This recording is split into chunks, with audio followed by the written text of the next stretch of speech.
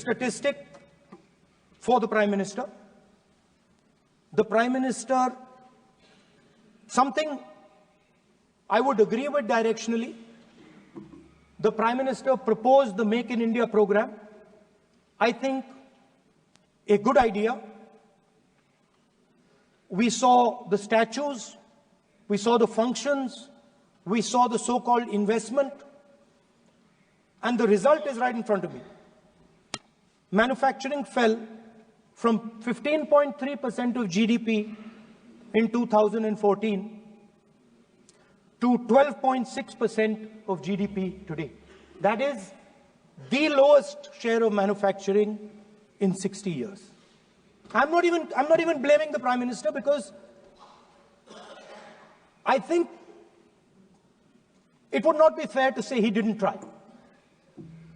I could say that the Prime Minister tried, and I think conceptually Make in India was a good idea, but it's pretty clear that he failed, because manufacturing went from 15.3% of GDP to 12.6%. So the first question that any alternative vision would answer to the youngsters of our country is, okay, what and how are we going to solve this problem of employment? Any country basically organizes two things. You can organize consumption, and then you can organize production. Modern way of saying organizing consumption is services. Modern way of saying organizing production is manufacturing. But there is more to production than simply manufacturing. For example, agriculture also is about production. Now, pretty much every government since 1990 has done a decent job on consumption, on organizing consumption. Which are the companies that organize consumption? Uber organizes consumption. Reliance organizes consumption. Adani organizes consumption. But we have, as a country, failed in organizing production. We have excellent companies that try to organize production. They are the Mahindras of this world. They are the Bajajs of this world. Part of Tata's organizes production, but the record of the country on organizing production is dismal. And essentially what we have done is we have handed over the organization of production to the Chinese. So this mobile phone, even though we are saying we make this mobile phone in India, that is not a fact. This phone is not made in India. This phone is assembled in India. All the components of this phone are made in China. The network that has produced this phone is made in China, is owned by China. So every time we use a phone, every time we wear a Chinese shirt, a Bangladeshi shirt, every time we wear a pair of Chinese sneakers, we are paying a tax to China. Because some Chinese youngster is earning a salary to make or to produce that product. So the first message I would give in a presidential address would be that India has to focus completely on production. Because if we do not focus on production and we continue to focus only on consumption, we will find that we will run huge deficits, we will increase inequality, and eventually we will run into a serious problem. Social problem because of unemployment, which we are already facing.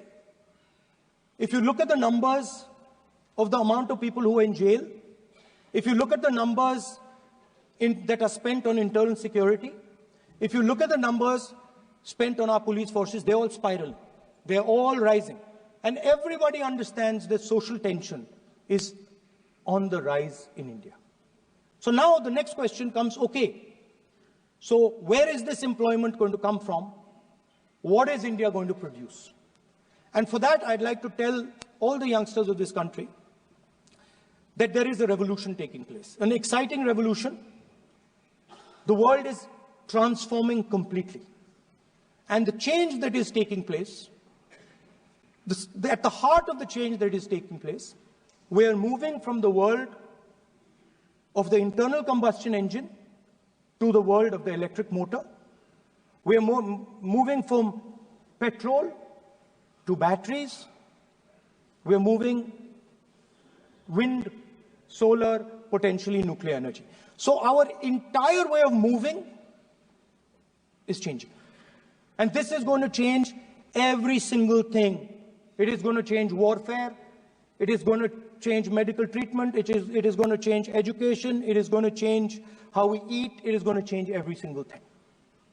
Now, the last time there was a revolution, called the computer revolution, the government of India had a clear focus. We looked at that revolution. It was the Congress government. We looked at the revolution and we decided clearly that we are going to focus on the development of software. And we rode the wave of that revolution. And today you can see the result. I remember people laughing. I remember people laughing when the computer was being talked about. You mentioned Mr. Vajpayee. I respect Mr. Vajpayee, but Mr. Vajpayee gave a speech saying that computers are of no consequence to India. So, what is important when there is a revolution? What is important is that you understand what are the drivers of that revolution and where exactly do you need to focus, where exactly do you need to sit in that revolution. I said that this revolution is going to change everything. And I want the youngsters in this country to think about it. There is a war going on in Ukraine. The war in Ukraine is actually a war between the internal combustion engine and the motor, the electric motor. The electric motor is inside the drone. The engine is inside the tank. And if you look at what is going on in Ukraine, the tanks are dying by the thousands. And small little drones with electric motors, small batteries, not much bigger than that, are destroying the entire tank artillery infrastructure of both Ukraine and Russia. So the drone is the electric motor. The drone is the battery. The drone also needs to see. So the drone is a camera. In the same way, electric cars. The electric car is a motor. The electric car is batteries. The electric car is cameras. Robots are exactly the same thing. Robots are electric motors, multiple electric motors with cameras, with batteries.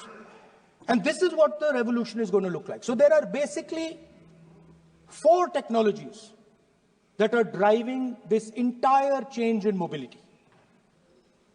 Electric motors, batteries, optics, and then on top of that, you can apply AI.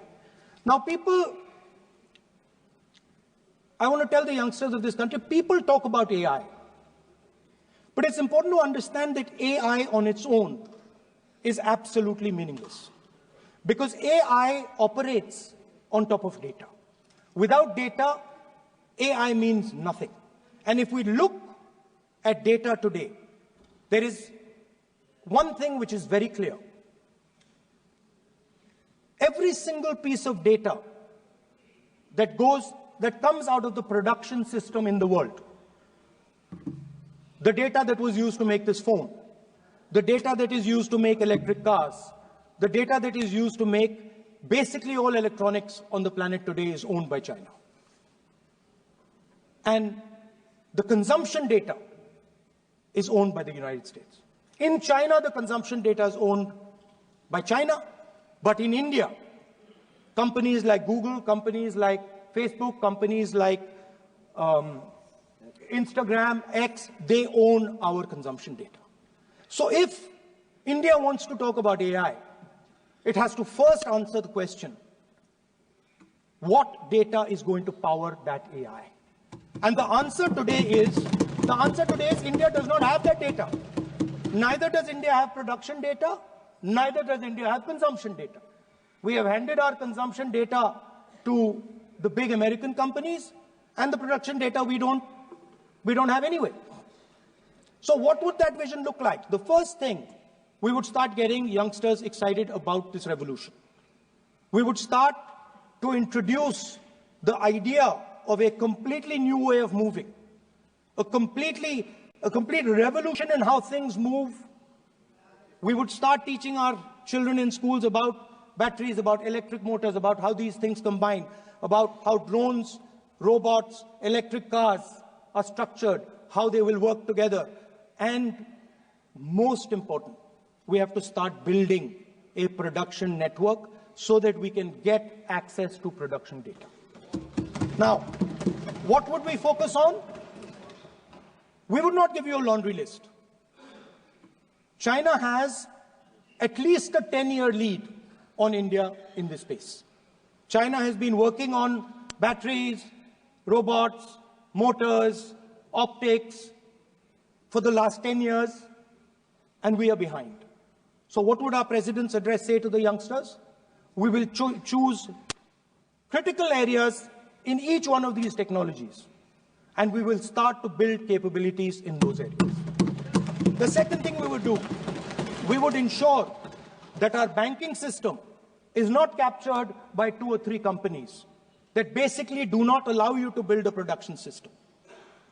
But our banking system is open, is dynamic, and is accessible to small and medium businesses and to millions and millions of entrepreneurs who want to take part in this revolution.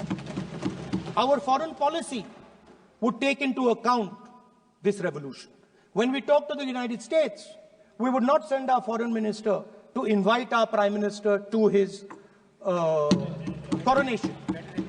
We would not send him 3 or 4 times, please invite our prime minister. Because if we had a production system and if we were working on these technologies, the American president would come here and invite the prime minister.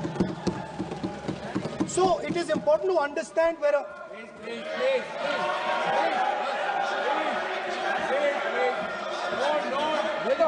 foreign policy.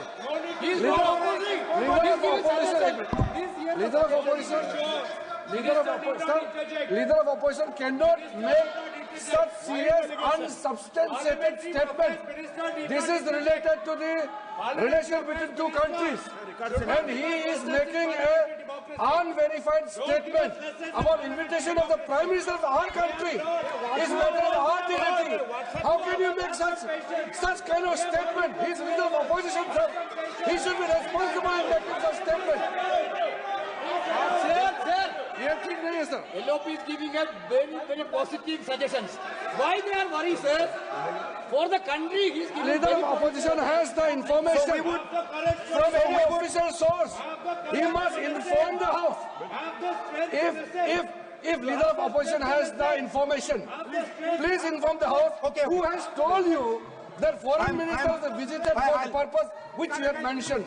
You must specify it. So, I'm sorry that disturbed you, that question. I apologize for disturbing your peace of mind. It's okay. I've apologized. I've apologized for disturbing your peace of mind. I'm sorry. Apologize for lying to the House. ऐसा नहीं होता है. तो serious होना चाहिए leader of opposition को. कम से कम देश के मामले में तो एक हो. देश के मामले में तो एक वॉइस से बोलना चाहिए. ये गलत बात है. ये ठीक नहीं है. लीडर ऑफ अपोजिशन को इस तरह का बयानबाजी नहीं करना चाहिए. ये गंभीर विषय पर चर्चा चल रही है. So we would start by telling our young men and women that they have to be at the forefront of this revolution. We cannot afford that the Chinese are at the forefront of this revolution. Number one. Number two, we would ensure that the absolute best experts on these technologies would talk to our students, would talk to our youngsters, and guide them on what a future, on what these future technologies are going to do. We would make them partners in this revolution. Now, we talk about defense. And today, we have the Chinese, and the Prime Minister has denied it, and the army has contradicted the Prime Minister. It's true. The Prime Minister has denied it. The Prime Minister has denied it, and the army has disagreed with the Prime Minister that China is sitting on 4,000 square kilometers of our land, of our territory.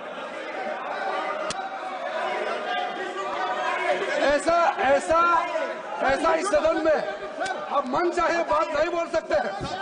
ये बिल्कुल ठीक नहीं है sir. ये serious मामला है। आप foreign policy पे, बॉर्डर इश्यू पर आप अपना कैसे मजाक बात कर सकते हैं? अपना मन कहानी आप बना के बोल रहे हैं। ये तो बहुत सीरियस मामला है। विदेशी प्रतिपक्ष के नेता जो आप विषय बोल रहे हैं, जो विषय आप बोल रहे हैं, उसके तथ्यों को सदन के पटल पे रखना। आप पानी अनुरोध है, लीडर ऑफ अपोजिशन बोलिए, हम लोग शांति से सुनेंगे। ये आपका अधिकार है बोलने का, मगर आप मन चाहे ऐसे सीरियस इशू पे कैसे बोल सकते हैं? ये सीरियस मामला है। आप सदन में आर्मी के पास से बोलते हो, फॉरेन मिनिस्टर के पास बोल देते हो, सीमा का बात ऑफिशियल पर्सन से अलग बात करते हैं। ऐसा मत बोलिए, ये देश के लिए ठीक नहीं है। आपको सीरियस होना पड़ेगा लीडर ऑफ अपोजिशन। ये गंभीर मामले को आप ऐसा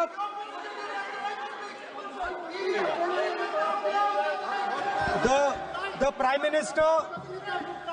Prime Minister has denied that Chinese forces are inside our territory, but for some reason our army keeps talking to the Chinese about their entry into our territory, and our Chief of Army Staff has said that the Chinese are inside our territory. This is a fact. This is not invention, this is a fact. Now, but the reason China is inside our territory is important. Because people think that wars are fought between armies and their weapons. But the fact of the matter is that wars are fought by industrial systems. The fact of the matter is that China has an industrial system that is far stronger, far bigger than our industrial system. And that is why they have the guts to come inside this country. The reason China is sitting inside this country is because Make in India has failed. The reason China is sitting inside this country is because India is refusing to produce. And I am worried that India is going to give up this revolution to the Chinese once again. The reason I made this reference is because everything is connected. If and when we fight a war with China, we will be fighting with Chinese electric motors, Chinese batteries, Chinese optics, and we will be buying Chinese motors, Chinese optics, Chinese batteries. It is a non-sustainable proposition.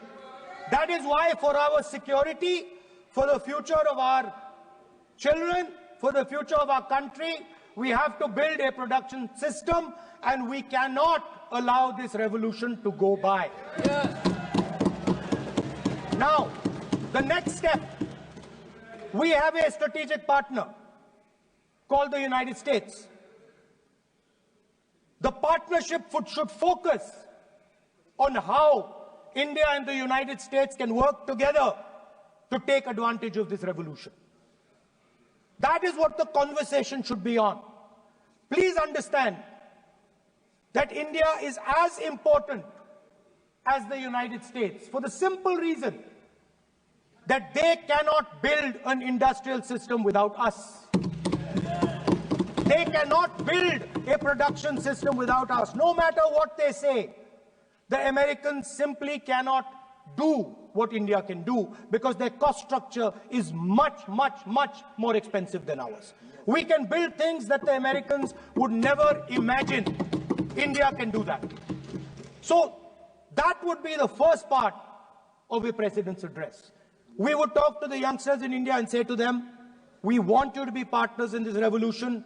We want to change the Indian banking system so you can have access to it.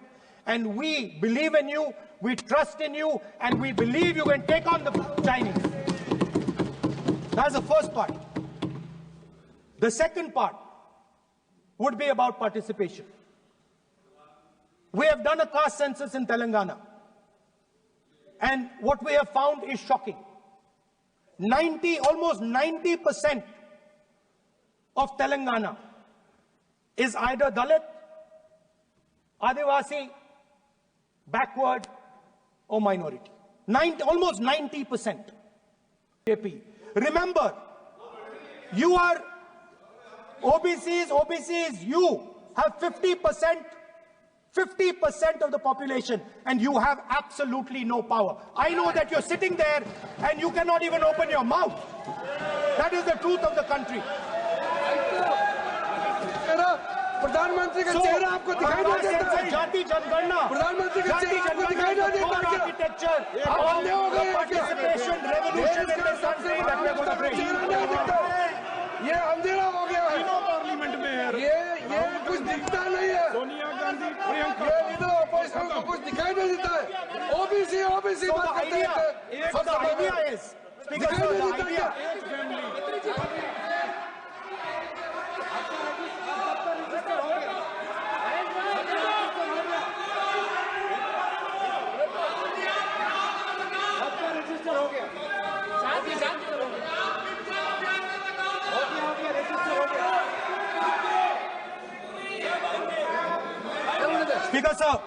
Speaker sir, so the idea is, on one side, allow India and the Indian youngsters to participate in the coming mobility revolution.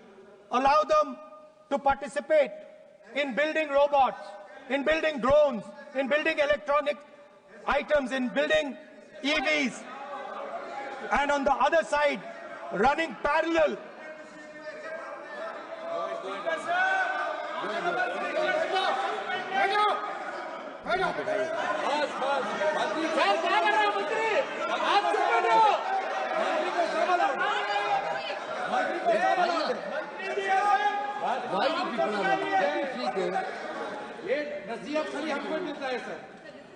मैंने उनको ही मना किया। The country, Speaker sir. ऐसा नहीं है।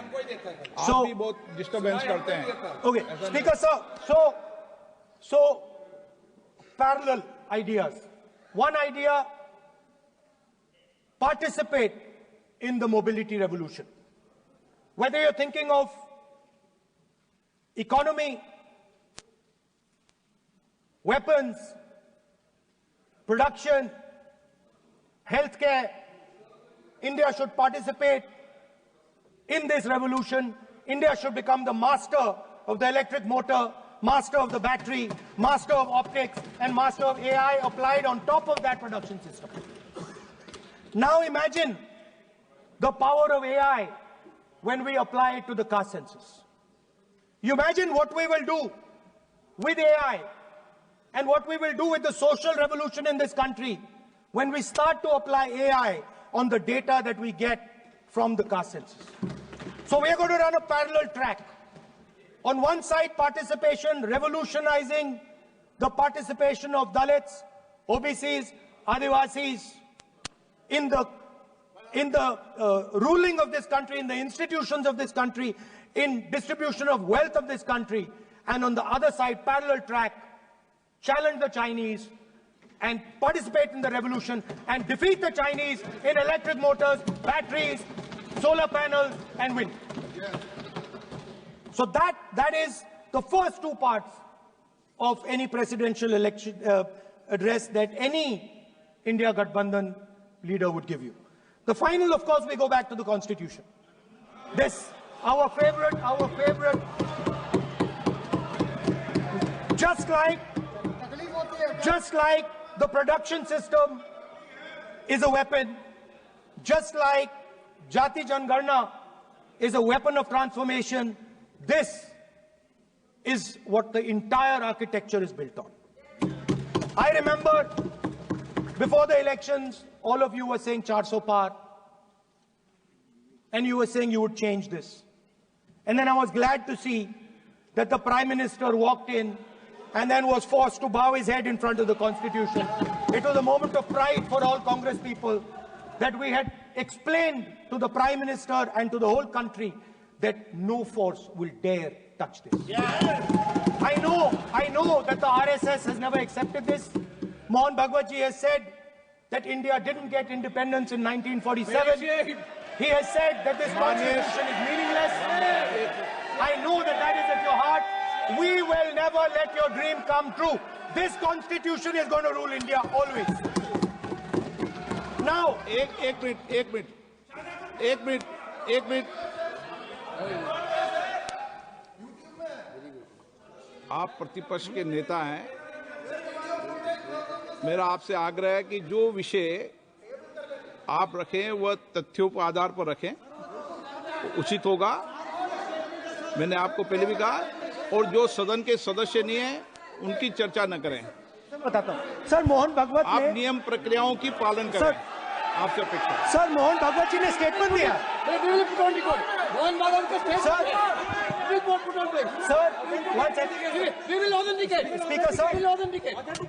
Speaker sir, Mohan Bhagwat ji made a statement saying that India did not receive independence in 1947.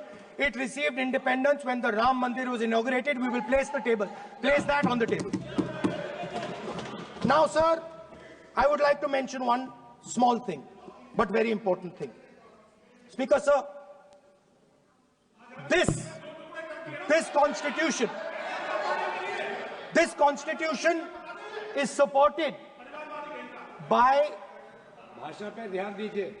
this constitution is supported by the vote of our people. Without the secure vote of the Indian people, this constitution means nothing. Now I want to bring to the notice of this House some data, some information about the Maharashtra election. Very simple stuff. Speaker sir, between the Lok Sabha election, which the India Alliance won, and the Vidhan Sabha election, the voting population of Himachal Pradesh was added to the voting roll of Maharashtra. Meaning the entire population of Himachal Pradesh was added to the voter rolls of Maharashtra. Please understand what I am saying.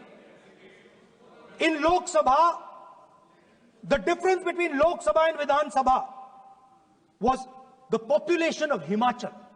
The entire population. Almost 70 lakh new voters suddenly arrived between Lok Sabha and Vidhan Sabha. Now, the most interesting part, and the Prime Minister is not looking at me.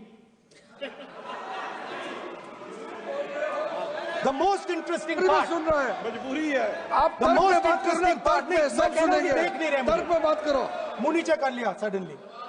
most interesting part is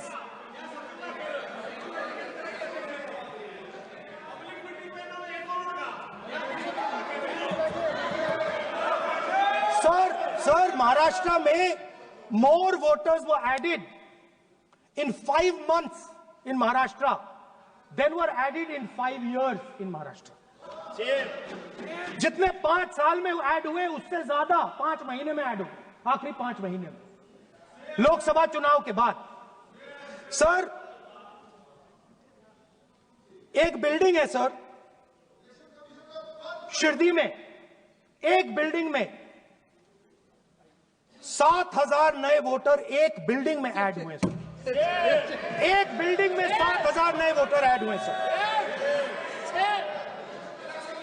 sir, मैं कोई आरोप नहीं लगा रहा हूं, मैं सिर्फ ये कह रहा हूं सर कि इसमें कुछ ना कुछ प्रॉब्लमैटिक है कि हिमाचल प्रदेश जितने बड़े वोटर्स लोकसभा के बाद जादू से आ जाते हैं। अब हम क्या कह रहे हैं, हमने इलेक्शन कमीशन से रिपीटेडली कहा है कि हम आरोप नहीं लगा रहे हैं, आप एक काम कीजिए, हमें लोकसभा की वोटर लिस्ट दे दीजिए, नेम, एड्रेस और इलेक्ट्रॉनिकली दीजिए, और विधानसभा नहीं है। नहीं सर, नहीं नहीं नहीं नहीं नहीं नहीं। स्पीकर सर, वो सब वेबसाइट पे रहती है, सब जानते हैं, कभी भी कोई निकाल सकता है। स्पीकर सर, मैं समझा देता हूं सर। स्पीकर सर, वो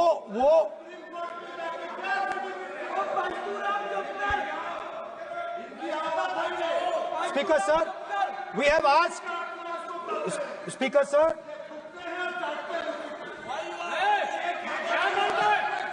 Speaker sir, we are asking this question. We are asking this. Speaker sir, population of Himachal Pradesh. Please. Population of Himachal Pradesh has voted. Extra has voted in Maharashtra. We are saying to the Election Commission, please give us the names and addresses and polling booths of all the workers in the Lok Sabha and all the workers in the Vidhan Sabha, so we can calculate who these new workers are, who these new voters are. Interestingly, the new voters are mostly in the constituencies that the BJP has swept. Please understand, the new voters have been added mostly in the constituencies where BJP has swept. I am still not making an allegation. I am saying on the floor of the House that the Election Commission has to give the data of the Maharashtra elections to the Congress Party, to the Shiv Sena and to the NCP, so that we can see exactly where these voters have been added, who has been subtracted, who has been added, where they have been added. This is not an irresponsible request. This is a very simple request for them to fulfill. The reason I am saying this, sir, is because the rules have been changed. This is not just said in isolation. Speaker, sir, the election commissioner used to be chosen by the Prime Minister, Leader of Opposition, and the Chief Justice. Sir, the Chief Justice was removed from that committee. Why? This is a question, sir. This is a question to the Prime Minister. Why was the Chief Justice removed from the committee? Now, in a few days, I am going to go to the meeting. There's going to be Mr. Amit Shah and Mr. Modi ji, and there's going to be me. 2 to 1. Why am I even going to the meeting? What is the purpose of me going to the meeting? I'm only going to the meeting to certify what Modi ji and Amit Shah ji are going to say, right? Whereas if the Chief Justice was there, there could be a discussion. Chief Justice and Leader of Opposition could say, no, we don't agree. So, there seems to be a calculated strategy. Now, just prior to the Lok Sabha, the election commissioner was changed and 2 new election commissioners were placed. Yes. We know that the election dates were changed. Yes. We know that the elections were postponed. These are facts. These are not things I am inventing. So, in order to safeguard this constitution, the entire opposition requests the data for the Maharashtra election. We request the data and the electoral voter list for Lok Sabha and the corresponding list for Vidhan Sabha. And I am very confident that the Election Commission will not give us this information. Speaker, sir, that is broadly. So the third element of our President's address would be a determined defense of India's institutions, of our democratic system, and a re-look at our entire democratic framework, and the looking again at all the institutions that have been taken away from the people of India. So those would be the type of things that we would say in a presidential address. I'd like to finally say one thing. In the last, थोड़ा बढ़ा देता हूँ. अब मैं थोड़ा और खींचूंगा. अब और खींचूंगा थोड़ा. अब और खींचूंगा.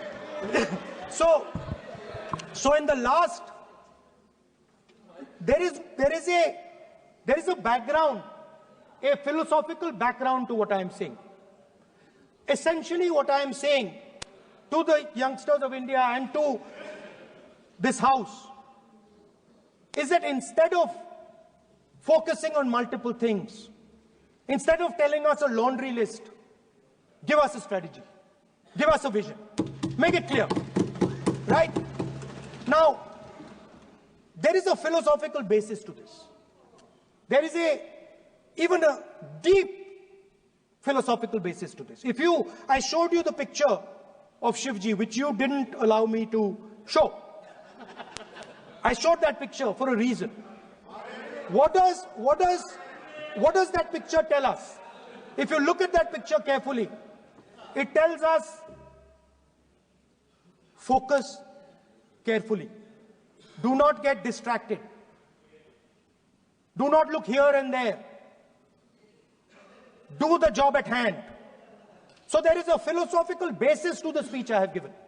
I have not told the House and the country that we will do this, and this.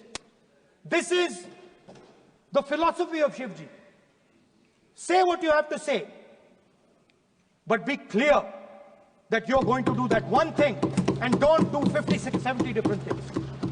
So there is a link between our philosophical tradition, our religious tradition, and what I'm saying. And that is what India needs to do. India needs to connect the past, the values of the past. You talk about Sardar Patel ji, but you destroy Sardar Patel ji's values every day. You talk about Ambedkar ji, you destroy his values every day. You talk about Nehru ji. No, you don't talk about Nehru ji. Right? You bow in front of Buddha. You destroy what he says. So the point is, you have to be truthful to what you are, right? And it is important that when you are giving a way forward to the nation, there is clarity of purpose. There is no hatred, there is no violence, there is no anger, because these things are destroying our country. So my speech has not been angry, has not been nasty. My speech has been very polite, very kind, and I thank the Prime Minister for coming and listening to it. माननीय श्री नरेश चंद पटेल,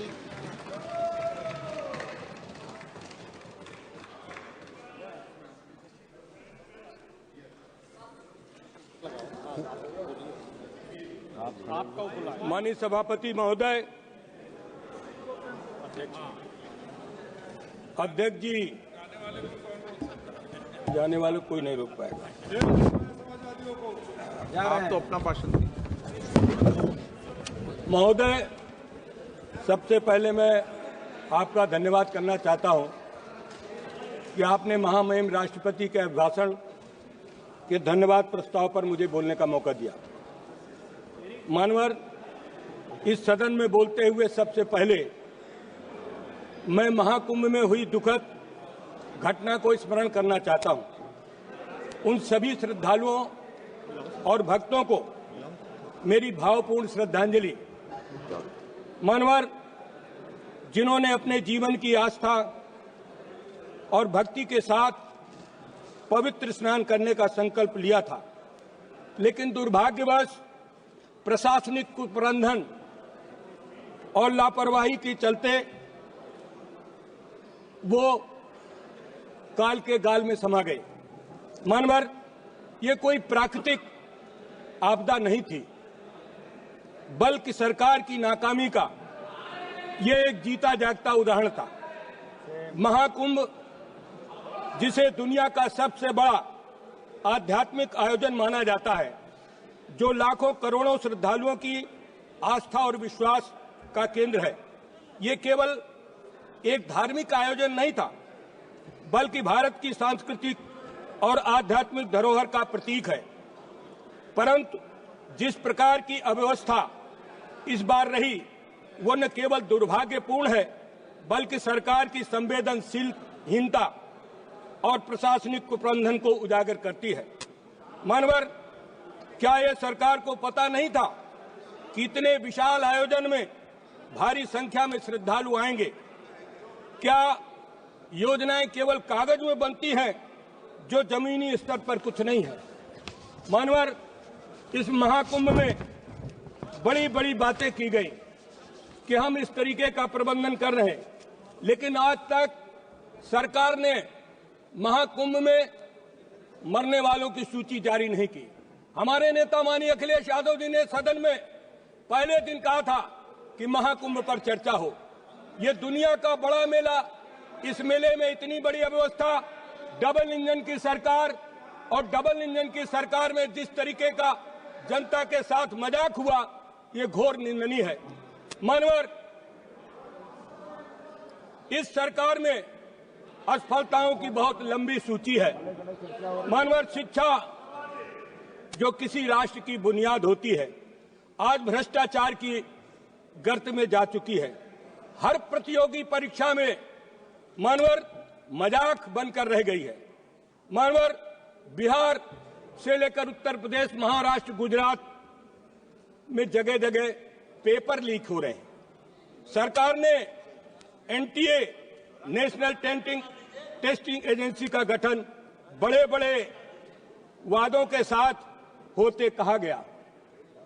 मानवर, ये संस्था निष्पक्षता, पारदर्शिता की नई मिसाल कायम करेगी। लेकिन आज ये हालत है कि परीक्षा प्रारंभ होने से पहले ही सोशल मीडिया में पेपर लीक हो जाते हैं। क्या यही सरकार की पारदर्शिता है? क्या यही डिजिटल इंडिया का सच है? नीट की परीक्षा जो लाखों छात्रों के मेडिकल के करियर को भविष्य